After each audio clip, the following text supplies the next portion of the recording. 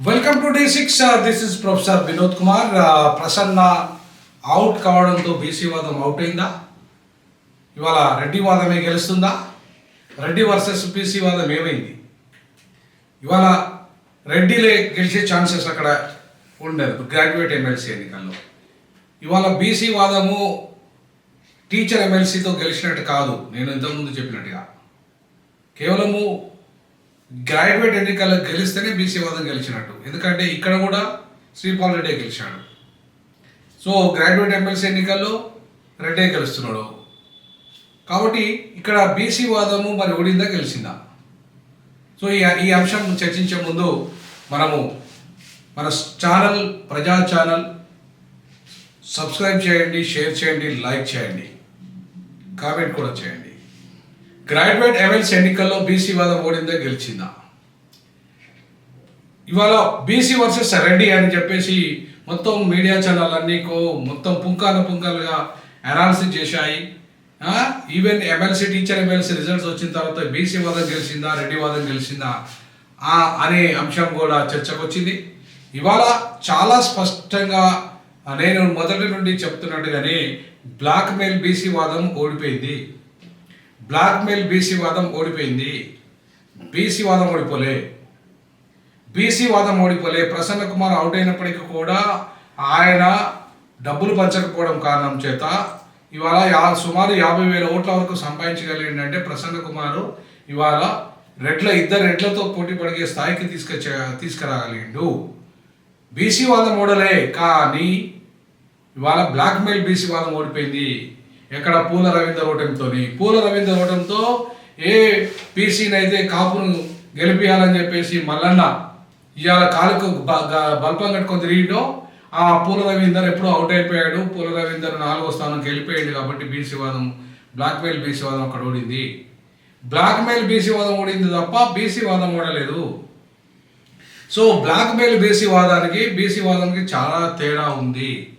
ఇవాళ ఖచ్చితంగా చెప్పొచ్చు, ఇవాళ బీసీ నాయకులకి నిజంగా ఇండిపెండెంట్గా చిత్తశుద్ధి లేదు. బీసీ వాదులు బీసీలకు పేర్లు చెప్పుకొని ఓట్ల పేరు మీద పైసలు తీసుకోవడం తప్ప ఇవాళ బీసీలను రాజకీయ చైతన్యం వైపు తీసుకెళ్ళినట్ల ఒక నాయకుడు కూడా లేడు.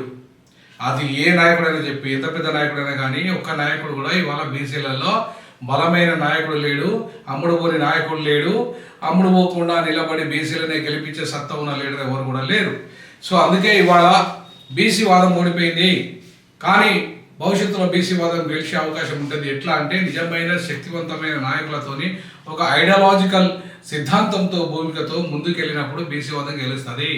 ఇవాళ డిఎంకే ఎందుకు ఓడిపోకుండా ఉన్నది, ఒక నాయి బ్రాహ్మణ మంగళి కమ్యూనిటీ ఇవాళ ఈ రోజు వరకు కూడా తమిళనాడు అతిపెద్ద రాష్ట్రాన్ని, దక్షిణాదిలో అతిపెద్ద రాష్ట్రాన్ని ఇవాళ పరిపాలిస్తున్నది. కారణం ఏంటంటే ఒక ఐడియాలజికల్ ఫ్రేమ్ వర్క్లో, ఒక ద్రవిడ ఐడియాలజీ ఫ్రేమ్ వర్క్లో ఇవాళ అక్కడ బీసీ నాయకత్వం అంతా కూడా అధికారాన్ని చేజిక్కించుకున్నది. సుమారు ఇక్కడ మొత్తం భారతదేశంలోనే మొట్టమొదటిసారిగా 1920లోనే ఇలా బీసీల అధికారంలోకి రాగలిగినంటే, అందులో మోస్ట్ బ్యాక్వర్డ్ బీసీల అధికారంలోకి రాగలిగినంటే ఒక బలమైన సిద్ధాంతం పునాదిగా పెరియార్ వాదం అక్కడ ఇలా బలంగా ఈ బ్యాక్వర్డ్ కులాలకు సంబంధించిన ఆ ఉద్యమం నడిచిన కారణంగానే అక్కడ రిజల్ట్ వచ్చింది. అంతేగాని ఇవాళ ఏ సిద్ధాంతం లేకుండా అదే అధికారం వచ్చింది అనుకోవడం భ్రమ. ఇవాళ కాన్షీరామ్ సిద్ధాంతం కారణంగానే ఇవాళ అక్కడ కూడా కాన్షీరామ్ పోరాట ఫలితంగానే మాయావతి అధికారంలోకి వచ్చింది. అంతే తప్ప మాయావతి అధికారులకు అంత ఈజీగా రాలేదు అక్కడ.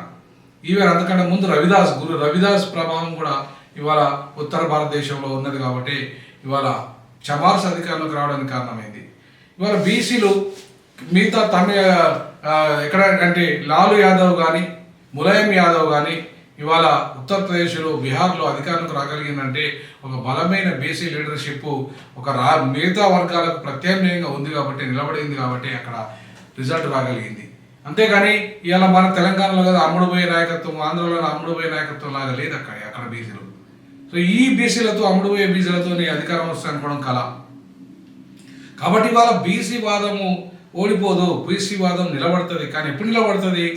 బీసీ వాదము ఎప్పుడైతే ఒక ఐడియాలజికల్ సిద్ధాంతం మీద, బీసీ అనే ఒక సిద్ధాంతం మీద బీసీలో ఒక పూలే పెరియార్ అంబేద్కర్ ఆలోచన విధానంతో ముందుకు పోగలిగితే వాళ్ళు ఇవాళ నిలబడగలుగుతారు, వాళ్ళు ఇవాళ శక్తివంతులుగా ముందుకు వస్తారు. అంతేగాని బ్లాక్ మెయిల్ బీసీ వాదంతో ఇవాళ ముందుకు పోయే అవకాశమే లేదు. ఆ బ్లాక్ మెయిల్ బీసీలు కేవలము బ్లాక్ మెయిల్ చేసుకున్న డబ్బులు సంపాదించుకుని పదులు సంపాదించుకొని ఇవాళ మళ్ళీ ప్రజలు చిత్కరిస్తే బయటికి పోయే పరిస్థితి ఉంటుంది తప్ప అట్లాంటి వాళ్ళతో ఉద్యమం ముందుకు పోతుందని అయితే నేను అనుకోను. ఎవరైతే చిత్తశుద్ధిగా బీసీల కోసం నిలబడతారో వాళ్ళ ద్వారా మాత్రమే రేపు రిజల్ట్ వస్తుంది తప్ప వీళ్ళ ఇట్లాంటి చెంచాగిరి బీసీలతో ఎక్కడ కూడా అధికారం వస్తుందనుకోవడం కల అట్లాంటిది ఇవాళ మనకు తెలంగాణ ఆంధ్రప్రదేశ్ రాష్ట్రాలలో బీసీలు బలమైన శక్తివంతులుగా లేరు. ఇక ఒక్క బీసీ వాదం కూడా సరిపోదు, బహుజన వాదం రావాలి. అక్కడ మొత్తం ద్రవిడ మోడల్ అనే ఉద్యమం అన్ని వర్గాలను ఏకం చేయగలిగింది. మీరు ఒక్క బీసీల వాదంతో ముందుకు పోతే ఒక్క బీసీలే అన్ని రకాల పార్టీలలో ఉంటారు కాబట్టి వాళ్ళంతా ఒకటిగా ఉండే అవకాశం లేదు. కాబట్టి బహుజన వాదులుగా బీసీలు నాయకత్వం చేస్తే రిజల్ట్ వచ్చే అవకాశం ఉంది. అక్కడ కూడా బహుజన వాదులుగా ఎస్సీలు నాయకత్వం చేశారు కాబట్టి అతిపెద్ద రాష్ట్రమైన యూపీలో అధికారం వచ్చింది. మాయావతి గారు 4 సార్లు ముఖ్యమంత్రి కాగలిగారు. లాలు ములాయం కాగలిగాడు, ములాయం కొడుకు కాగలిగాడు అక్కడ. అలాగే లాలు కాగలిగాడు. ఇవాళ రేపు ఆ లాలు కొడుకు అయ్యే అవకాశాలు కూడా ఉన్నాయి. సో కాబట్టి ఒక బలమైన ఉద్యమాన్ని ఒక ఐడియాలజికల్ సిద్ధాంతం భూమికగా ఇలా ఏ బ్రాహ్మణాధిపత్య వ్యతిరేక ఉద్యమాలు ఇవాళ తీసుకురాగలిగిన వాళ్ళు, ఏ అగ్రకుల ఆధిపత్య వ్యతిరేక ఉద్యమాలు తీసుకురాగలిగినారు. ఇవాళ ఆ పరిస్థితి రాయితీ ఉద్యమాలకే పరిమితమై రిజర్వేషన్ ఉద్యమాలకే పరిమితమైన ఆంధ్ర తెలంగాణ రాష్ట్రాలలో ఆ పరిస్థితి లేదు. అక్కడ రాజకీయ అధికార ఉద్యమాలు ఉంటే ఇక్కడ రాయితీ ఉద్యమాలు ఉన్నాయి, రిజర్వేషన్ ఉద్యమాలు ఉన్నాయి. అందుకే అక్కడికి ఇక్కడికి తేడా ఏంటంటే అక్కడ రాజ్యాధికార ఉద్యమాల వైపు బీసీలు కలిగారు, ఎస్సీలు కలిగారు కాబట్టి అధికారం వాళ్ళకు వచ్చింది. ఇక్కడ రిజర్వేషన్ల చుట్టూ బీసీ ఎస్సీ ఎస్టీలు అంతా తిరుగుతున్నారు కాబట్టి ఇక్కడ అధికారం రాలేదు. సో ఏ రిజర్వేషన్ల చుట్టూ ఉద్యమాల కోసం రెడ్లు వెరమలు ఇక్కడ మాకు రిజర్వేషన్లు కావాలని తిరుగుతలేరు. వాళ్ళు రాజ్యం కావాలని తిరుగుతున్నారు, కమ్మల రాజ్యం కావాలని తిరుగుతున్నారు, రెడ్ల రాజ్యం కావాలని తిరుగుతున్నారు, వెలమల రాజ్యం కావాలని తిరుగుతున్నారు. కాబట్టి వాళ్ళకి రాజ్యం వచ్చింది, మనకు రిజర్వేషన్ కూడా రాలేదు పూర్తి స్థాయిలో. ఎందుకంటే ఇవాళ మనల్ని పాలించు అని ఇంత పెద్ద జనాభా కలిగినప్పటికీ 85%, తెలంగాణ 93% ఉన్నప్పటికీ కూడా మనల్ని విభజించి పాలిస్తున్నారు వాళ్ళు. కాబట్టి అధికారం వాళ్ళ చేతిలో పోతుంది. ఇవాళ అడుక్కోవడం మన వంతు అవుతుంది. సో అడుక్కునే జాతి ఎప్పుడు అధికారంలోకి రాదు, ఆత్మగౌరవంతో అసలే ఉండదు. కాబట్టి ఈ అడుక్కునే విధానాన్ని మానుకొని ఇచ్చే స్థితికి ఎదగడానికి అధికారం ఒకటి శరణ్యం. కాబట్టి ఆ దిశగా అడుగులు వేసినప్పుడే అది సాధ్యమవుతుంది. ఇవాళ మనం సోషల్ మీడియాలో చూస్తున్నాం, చాలామంది బీసీ వాదం అంటారు, మళ్ళీ నిలబడరు, అమ్ముడు పోతారని చెప్పేసి కొంతమంది లీడర్స్ ఇవాళ ఓపెన్గా మాట్లాడుతున్నారు. అక్కడ రిజల్ట్స్ థర్డ్ లీడ్ తర్వాత అదే కరీంనగర్లో గ్రాడ్యుయేట్ ఎమ్మెల్సీ ఎన్నికల సందర్భంగా చాలామంది బీసీలు కూడా అదే అంశాన్ని ఇవాళ మన ముందు పెట్టారు. కాబట్టి ఇవాళ ప్రసన్న కుమార్ గౌడ్ ఒక బలమైన ఇవాళ శక్తిగా అవతరించే అవకాశాలు రేపు రాజకీయాల్లో ఉన్నాయి. కాబట్టి ఆయన బీసీ వాదాన్ని కనుక నిలబెట్టగలిగితే, ఆయన లీడ్ తీసుకోగలిగితే ఖచ్చితంగా అక్కడ రిజల్ట్ వచ్చే అవకాశం ఉంటుంది నెక్స్ట్ రానున్న ఎన్నికల్లో. కాబట్టి ప్రసన్న కుమార్ లాంటి విద్యావంతుడు అమ్ముడు పోకుండా, డబ్బులు వంచకుండా ఆ స్థాయి దాకా తీసుకురాగలిగింది కాబట్టి రేపు ఆయన ద్వారా రిజల్ట్ వచ్చే అవకాశం ఉంటుంది. సో ఆ దిశగా ఇవాళ మనకు బీసీలో ఒక బలమైన నమ్మకమైన నాయకత్వం కొరపడింది, సిద్ధాంతపరమైన నాయకత్వం కొరపడింది. అందుకే రిజల్ట్ రావడం లేదు. సో రిజల్ట్ రావాలంటే ఇవాళ ఖచ్చితంగా బీసీ వాదం గెలిచినట్టు కాదు. అక్కడ ఎవరు ఆయన గెలిస్తే టీచర్ ఎమ్మెల్సీలో ఆయన బీసీ సామాజిక వర్గం నుండి బీజేపీ నుండి గెలిచాడు కరీంనగర్ టీచర్ ఎమ్మెల్సీ. కానీ ఆయన బీసీ వాదంతో గెలవలేదు, ఆయన మనవాదంతో బీజేపీ వాదంతో గెలిచాడు.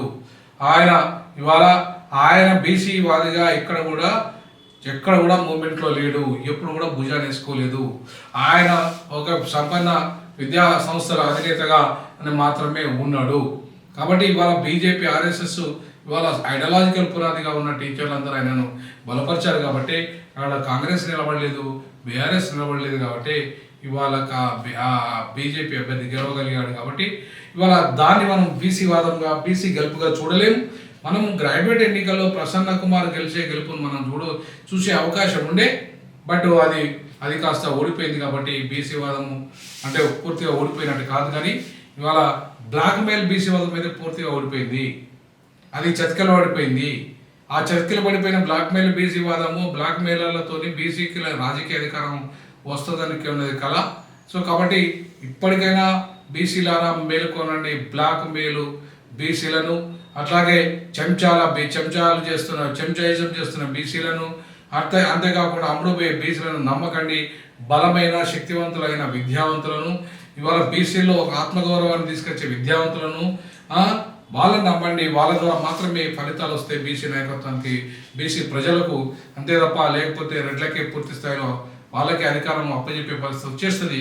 కాబట్టి ఇప్పటికైనా బీసీలు మేల్కొని ఈ ఎన్నికలతో గుణపాఠం నేర్చుకొని మంచి నమ్మకమైన బీసీ నాయకత్వంతోనే, బీసీ ఐడియాలజీతోనే, బీసీ సిద్ధాంత భూమికతోనే, ఒక మంచి విద్యావంతులతోనే ఇవాళ రిజల్ట్ వస్తుంది. ఆ రిజల్ట్ రావాలని ఆశిద్దాం. తప్పకుండా రానున్న రోజుల్లో బీసీ ముఖ్యమంత్రికి D6 అండ్ డీజాక్ బాగా సపోర్ట్ చేస్తుంది. తప్పకుండా మొదటి సంవత్సరం బీసీ, రెండో సంవత్సరం ఎస్సీ, మూడో సంవత్సరం ఎస్టీ, 4వ సంవత్సరం మైనార్టీ, 5వ సంవత్సరం మహిళ, ఇట్లా 5 సంవత్సరాల వ్యవధిలో 5గురు ముఖ్యమంత్రి అభ్యర్థులు ఇవాళ మన ముందుకు రాబోతాం. మన ఐడియాలజీ ఆ రకంగా ముందుకెళ్ళాలి. రేపు రానున్న రోజుల్లో ఖచ్చితంగా ఆ దిశగా మాదైతే ఖచ్చితంగా అడుగులు పడితే డీజాక్ D6 అదే అంశం మీద ముందుకెళ్తామని తెలియజేస్తున్నాం. భవిష్యత్తులో ఖచ్చితంగా మంచిగా కలిసి వచ్చే వాళ్ళతో, బీసీ నేతలతో, ముఖ్యంగా అమ్ముడు పోని ఆత్మగౌరవంతో ఉండే, ఐడియాలజీతో ఉండే బీసీ నాయకత్వాన్ని బలపరచడానికి సిద్ధంగా ఉన్నానని తెలియజేస్తున్నాం. జై భీమ్, జై పులే, జై పెరియార్.